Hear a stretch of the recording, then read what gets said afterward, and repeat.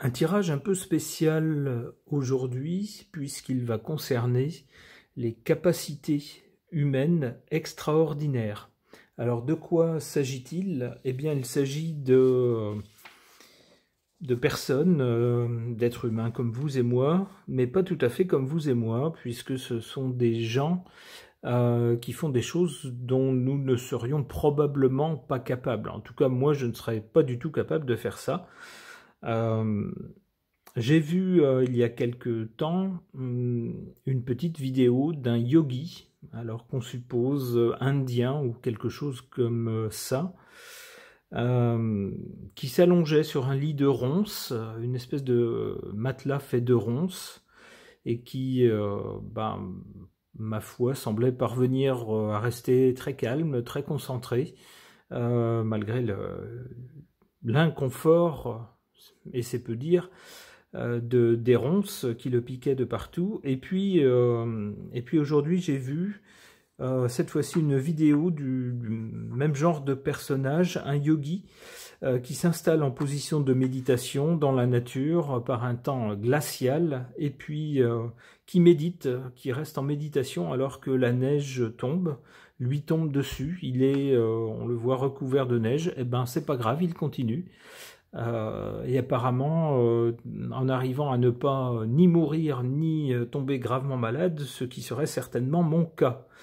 Alors du coup, je suis un peu sidéré par ces capacités, ces aptitudes de ces personnes qui me semblent extraordinaires. Alors j'aimerais tenter de comprendre ou d'en savoir plus au sujet de ce type de personnes ayant des capacités extraordinaires. Et pour cela, j'interroge le tarot de Marseille.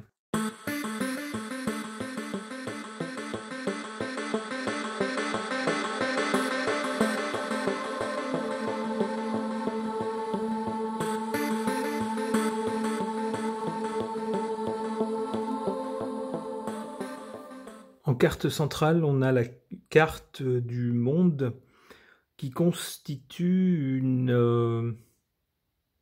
une réussite, un aboutissement. On parvient au but qu'on s'était fixé, on arrive à aller jusqu'au bout, le projet qu'on avait est abouti, il va jusqu'au bout, il est réussi. En carte ici à l'origine, on a cette carte de l'empereur qui laisse penser que ces gens sont des gens, comment dire, avec un mental exceptionnel, une volonté, une force de l'esprit bien plus importante que la nôtre. Ce sont des gens qui ont une maîtrise de leur corps, apparemment, mais également de leur esprit. Ce sont des gens qui sont complètement souverains, c'est le sens de l'empereur, sur leur propre corps. D'où, on le voit ici, une réussite, un aboutissement. C'est un aboutissement que d'arriver à comprendre et à maîtriser son corps complètement.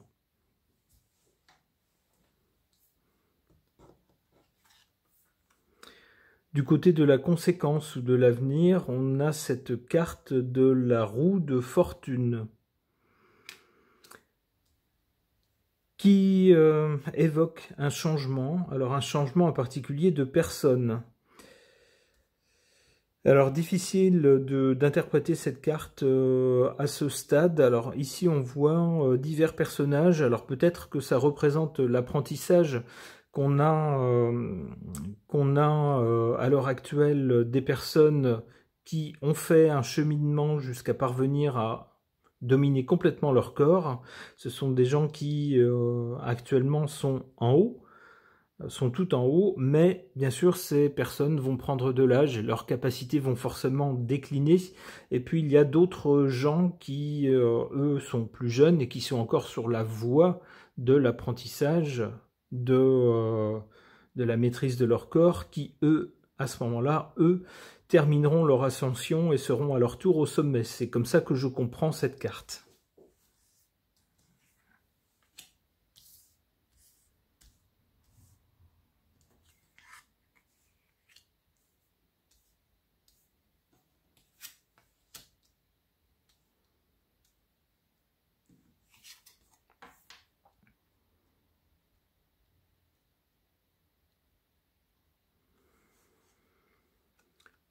En carte défavorable, ici ou faible, on a cette carte du chariot qui fait penser à quelque chose d'autoritaire. Ça laisse penser qu'il ne faut pas forcément s'imposer un objectif particulier, c'est-à-dire pas se dire, ben tiens, au printemps prochain, je serai capable de rester 50 minutes nu sous la neige, par exemple. Ça serait le genre d'objectif décidé de façon un peu autoritaire. On nous dit que c'est pas comme ça qu'il faut faire, c'est pas le bon moyen. Ici, c'est en défaveur. En position défavorable. En position favorable, on a cette carte de la Maison Dieu qui semble nous dire qu'il ne faut pas viser le pouvoir. On voit ici le pouvoir est renversé et les gens tombent. Il ne faut pas chercher un pouvoir particulier ou un pouvoir temporel particulier. C'est-à-dire pas un pouvoir sur les éléments ou sur les autres, mais plutôt un pouvoir sur soi. La tour représente le pouvoir dans ce qu'elle a de plus hautain, dans le pouvoir social, si vous voulez, ou le pouvoir politique.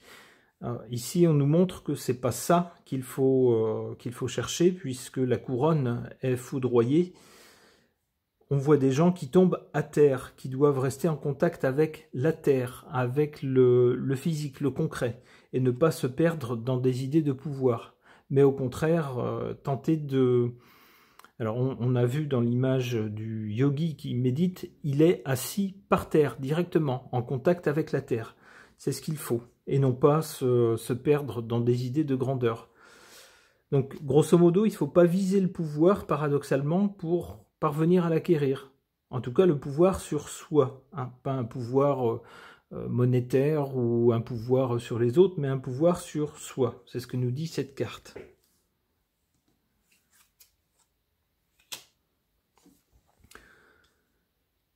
Avec cette roue de fortune qui nous montre le passage d'une personne à une autre et peut-être donc d'un enseignement d'une personne qui sait, qui a atteint la maturité et qui enseigne ce qu'elle sait, c'est pratique, à de jeunes personnes qui sont encore inexpérimentées, qui sont encore sur le chemin de l'apprentissage.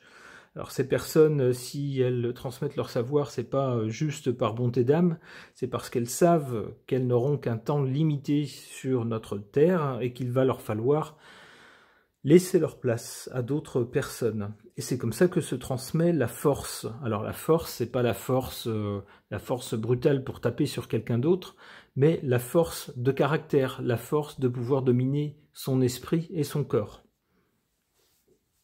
Une dernière.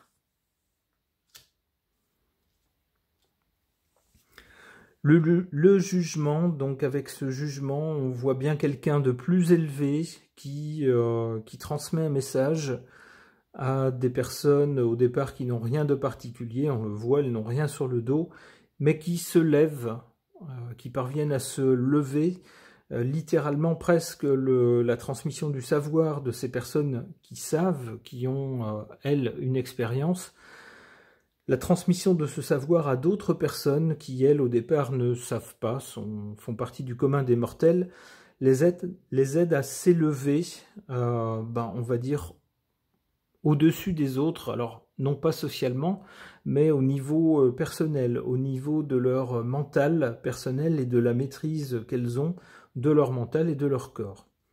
Ok. Pour tenter d'en savoir plus sur ces fascinants yogis, qui semblent avoir une maîtrise totale de leur corps, malgré des conditions extrêmement difficiles, j'interroge l'oracle de Mercure.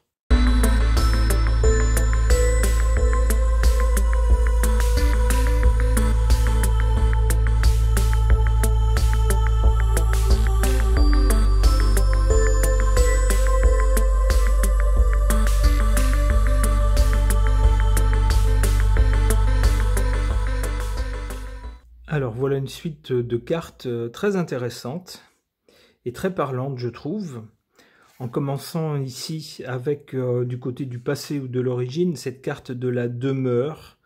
C'est-à-dire qu'on commence avec des gens qui vivent près de leur famille tant qu'ils sont jeunes. On nous parle de foyer de famille, ce qui représente une sorte de protection, mais c'est aussi une fondation, des racines, pour permettre à un arbre de pousser et ensuite de s'étendre vers une autre direction. Alors on nous dit quand même qu'à partir de ce lieu de départ, cet état de départ, on peut commencer par une introspection, c'est-à-dire qu'il faut commencer par réfléchir, regarder à l'intérieur de soi, et non pas vouloir s'attaquer aux autres, au monde extérieur, mais à regarder à l'intérieur de soi. Ce qui suit, c'est cette carte du sarcophage, qui nous dit que sur le chemin du savoir, des connaissances et du contrôle de son esprit et de son corps, eh bien c'est pas facile. On nous parle d'un passage, on nous parle d'épreuves, on nous parle d'une mort spirituelle. Il faut peut-être parfois remettre en cause tout ce qu'on pensait acquis pour passer à autre chose. On nous parle d'une transformation profonde de l'être et d'une résurrection, c'est-à-dire faire le deuil peut-être d'un état de départ, d'un état insouciant, où on est très dépendant de l'entourage et de l'extérieur. Il faut peut-être plonger à l'intérieur de soi avec cette introspection pour en ressortir transformé et devenir quelqu'un d'autre. C'est ce que nous dit cette carte. Pour la suite, avec cette carte du sablier, on nous parle évidemment de temps et de durée. On nous parle de temps, d'un cycle. Le cycle, c'est aussi le cycle d'une vie, au cours de laquelle on commence enfant, puis on apprend pour devenir un adulte, et puis enfin, lorsqu'on atteint la sagesse, vient l'âge avancé, vers lequel on peut ensuite envisager la fin de sa vie avec sérénité, en pensant qu'on a appris, alors si ce n'est pas tout, au moins des choses essentielles. On nous dit que c'est ainsi qu'on atteint l'équilibre et une certaine pérennité, lorsqu'on accepte sereinement l'idée de sa place dans le monde, au milieu des autres, dans l'environnement. On envisage les choses avec plus de sérénité et de pérennité. On devient aussi neutre, c'est-à-dire qu'on s'abstient de tout jugement. On constate les faits tels qu'ils sont, la réalité de ce qu'on est soi-même par rapport à l'environnement et par rapport aux autres.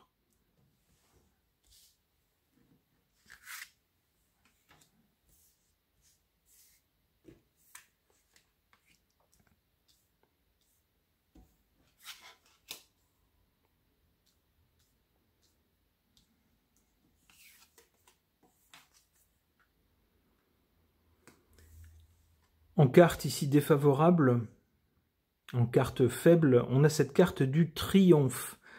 C'est-à-dire que pour devenir ce genre de personne, ce genre de yogi qui réussit à acquérir une sagesse telle qu'elle lui permet d'avoir une maîtrise totale de son esprit et de son corps, il ne faut surtout pas rechercher le triomphe extérieur, le triomphe matériel. On nous parle ici, mais c'est en chute ici, en position basse, défavorable. On nous parle de victoire, de rémunération, c'est-à-dire d'argent, toute chose matérielle, de renommée, de prospérité. On nous dit que ce n'est pas ce qu'il faut rechercher. Bien au contraire, il faut rechercher, pour parvenir à cet état de maîtrise de soi, il faut rechercher plutôt un détachement du matériel, en tout cas un détachement de l'argent, un détachement de la renommée, de ce genre de choses. Ce n'est pas ce qu'il faut rechercher.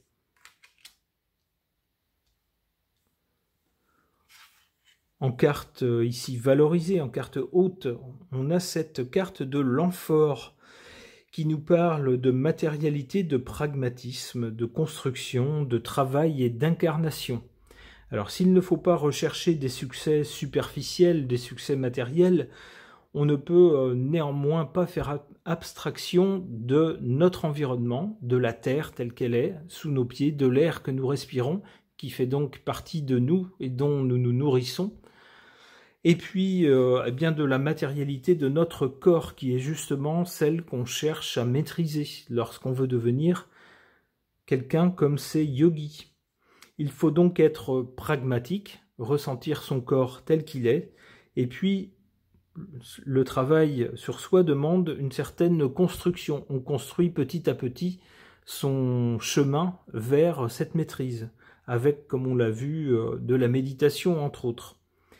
C'est tout un travail pour s'incarner pleinement dans son corps, pour habiter son corps et pour maîtriser son corps.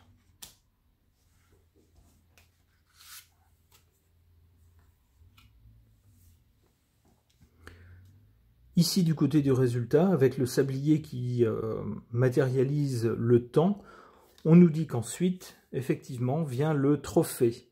Alors, non pas une réussite matérielle, mais une réussite d'un autre ordre. Ici, avec la lumière, on nous parle de la quintessence de la vie, c'est bien de ça qu'il s'agit. D'une manifestation, c'est-à-dire la manifestation ici de la volonté qui parvient à dominer le corps, et puis l'unification. Alors l'unification de quoi? On peut penser à l'unification de l'esprit et du corps, qui sont réunis en une seule entité parfaitement homogène, et puis l'unification aussi d'un être humain avec son environnement, comme on l'a vu dans l'extrait de vidéo que je vous ai montré tout à l'heure. On voyait quelqu'un qui était complètement en osmose avec les éléments et qui n'en souffrait pas. Une dernière carte, la confrérie. Alors cette carte de la confrérie laisse penser, bien sûr, ensuite, une fois qu'on a atteint un sommet et un aboutissement, comme nous le montrait le jeu précédent, avec cette carte de la confrérie, on voit une main qui sert une autre main. On peut penser que grâce à cela, on peut transmettre le savoir ésotérique, qu'on voit ici symbolisé avec cette pyramide, à d'autres personnes qui souhaitent suivre le même cheminement. On parle de fraternité, de solidarité, mais aussi d'enseignement et d'une rencontre entre deux personnes qui vont transmettre des choses de l'une à l'autre, et puis d'une alliance. La boucle est ainsi bouclée puisqu'on retourne ici, on a une passation de connaissances vers quelqu'un de plus jeune qui était l'état de la personne au départ. La boucle est terminée. Ce tirage est maintenant terminé lui aussi, merci de l'avoir suivi.